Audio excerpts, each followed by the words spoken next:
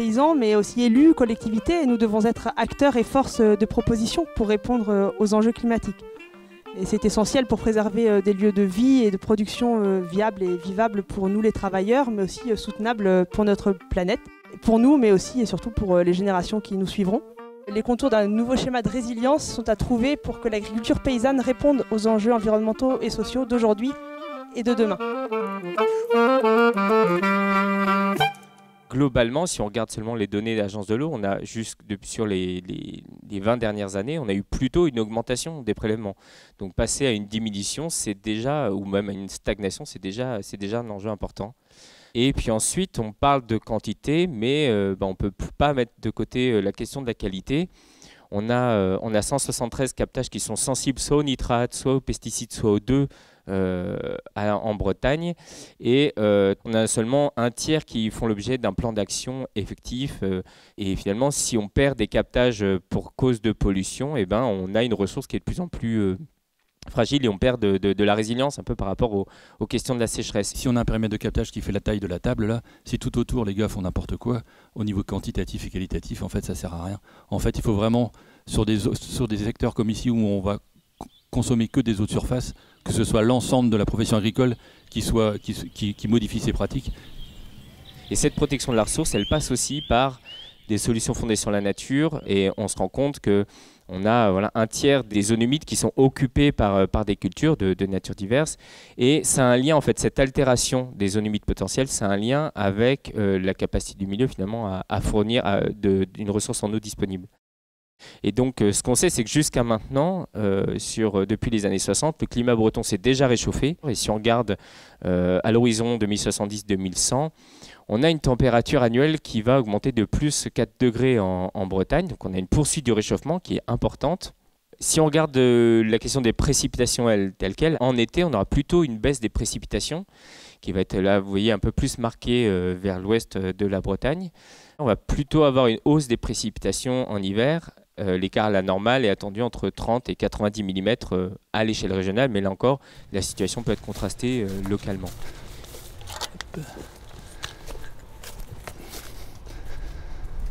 Bah là, clairement, hier, on avait eu de la flotte, on avait eu 15 mm dans la nuit. Là, il y avait un vrai étang, en fait. Et ben en fait, on voit que ça s'est déjà infiltré. On a 6 hectares de zone humide en plein au cœur de l'exploitation. La génération d'avant voulait accélérer en fait, le passage de l'eau sur la ferme. Et puis très vite, après mon installation, notamment en 2003, je me suis rendu compte que en fait, c'était pas accélérer l'eau qu'il fallait faire, mais la ralentir. Et l'idée, ouais, c'est de jouer sur tous les facteurs pour qu'on soit moins sensible aux coups de chaud et coups de sec qu'on peut avoir, parce qu'on voit que ici le changement pour moi, parce que j'enregistre la pluviométrie depuis 25 ans, depuis mon installation, les quantités d'eau varient peu, c'est juste la répartition qui est différente. L'idée c'est que comme c'est mal réparti, c'est que l'eau elle s'en aille pas trop vite. Par rapport au départ, on est beaucoup plus opportuniste, c'est-à-dire que là par exemple on a eu 285 mm là, en 5 petites semaines, donc les animaux sortent pas. Là, on peut être amené à faire du pâturage au mois de janvier et après s'arrêter et revenir. À mon avis, pour qu'on puisse s'adapter, on a bien bossé sur la partie bocage, justement, impact, production de bois, freiner l'eau et tout ça. Et je pense que c'est plus sur la partie... À partir de combien de matière organique et quel rapport C sur N fait qu'un sol est une vraie éponge et peut stocker de l'eau et sous quelle forme la matière organique stocke le mieux l'eau. Voilà, tout ça, là, on aurait besoin de il y a un besoin de formation là-dessus. Ouais. Nous, on subit plutôt au fait, des changements. La différence de Benoît, en fait, l'eau, c'est un facteur de production hyper important. On n'est toujours pas en mesure d'irriguer, on fait de la survie-irrigation. En fait. On fait en sorte, en fait, que les cultures aillent chercher la fraîcheur. Et après, on les laisse vivre et survivre, mais à la différence en fait, de l'herbe ou du maïs, nous, une salade, en fait, elle doit pousser en 6 semaines. Donc si elle n'a pas tous ses besoins en, fait, en 6 semaines, la culture est ratée. Au printemps, enfin, ce que je fais moi et ce que je pratique du coup depuis plus de 10 ans aujourd'hui, c'est travail de sol en fait, et maintien de la fraîcheur en fait, dans la terre. Donc ça veut dire que tous les travaux de sol en fait, sont faits en fait, superficiels, ameublissement en profondeur, pour finir en fait, à travailler le lit de semence le plus tôt possible. Ça veut dire qu'il reste toujours la fraîcheur en fait, dans le sol en dessous. Et du coup, là comme ça, en fait, on arrive à maintenir notre réserve d'eau en fait, dans le sol. Il y aurait forcément des liens à faire entre élevage et maraîchage. Enfin, ça, ce serait génial. Du coup, après, il y a la notion humaine, de temps de travail, du coup, de supportabilité et de vivabilité du projet. Et là, en l'occurrence, enfin, moi, je me suis installé avec plein d'idéaux en 2007. Et aujourd'hui, nous qui sommes arrivés à 20 hectares en maraîchage, du coup, il faudra envisager 40 ou 50 hectares, en fait. Donc, c'est-à-dire un élevage complet à côté pour intégrer les choses en rotation. Et ça, ce serait effectivement génial. On a, nous, posé un espèce de principe qui dit que l'eau est un bien commun. Et que du coup, on ne peut pas se l'accaparer à soi tout seul sans être dans une question de dialogue. Alors dans ces études, on commence par parler aussi de sobriété pour tout le monde, en se disant que l'eau qu'on ne consomme pas, elle nous servira, et en tout cas si elle ne nous sert pas à nous, elle sert au milieu.